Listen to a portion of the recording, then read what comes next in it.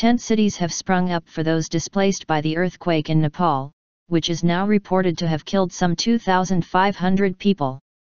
Many residents of the capital, Kathmandu, lost their homes as a result of the tremor. And others are afraid to return home, especially after strong aftershocks hit the region on Sunday.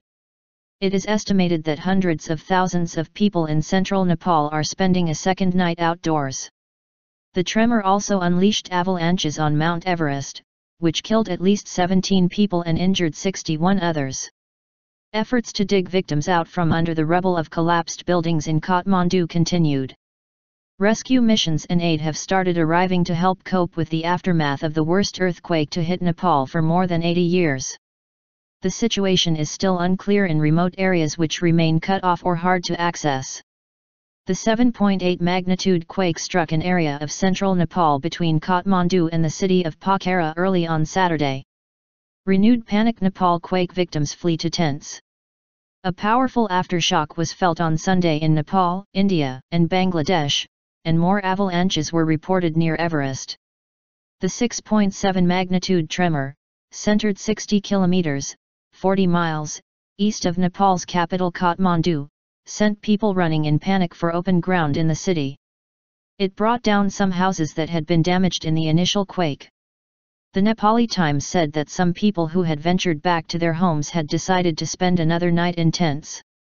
People were using any available open spaces, it said, including school playgrounds and courtyards, and even traffic islands. At hospitals rattled by the aftershocks, staff moved sick and injured patients outside.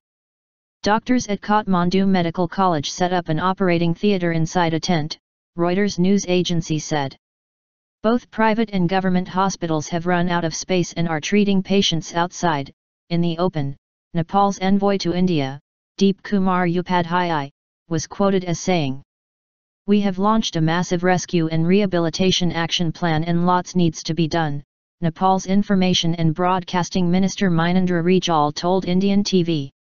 "Our country is in a moment of crisis and we will require tremendous support and aid." Offers of help have come in from around the world. Some foreign teams have already arrived and are helping with search and rescue efforts. The International Federation of the Red Cross and Red Crescent Societies said it was especially worried about the fate of villages near the epicenter of the quake, some 80 kilometers, 50 miles, from Kathmandu. The problems have been compounded by erratic internet and mobile phone communications. British Red Cross spokeswoman Penny Sims said it was hard to get an accurate picture of what is going on. "A lot of the roads are blocked, there's rubble, there's been landslides as well. So that is going to make the aid effort very difficult," she told the BBC. Foreign climbers and their Nepalese guides around Mount Everest were caught by the tremors in a huge avalanche that buried part of the base camp in snow. Pemba Sherpa, who was among the first group of survivors were flown to Kathmandu on Sunday, said he was resting in his tent when the quake hit. "I heard a big noise and the next thing I know I was swept away by the snow. I must have been swept almost 200 meters. I lost consciousness," he told AP news agency. He said many people are still missing on the mountain as several tents were buried by the snow or blown away. Tourism Minister Deepak Chanda Amitya said the search and rescue operation has been expanded to other parts of Nepal's Himalayas region.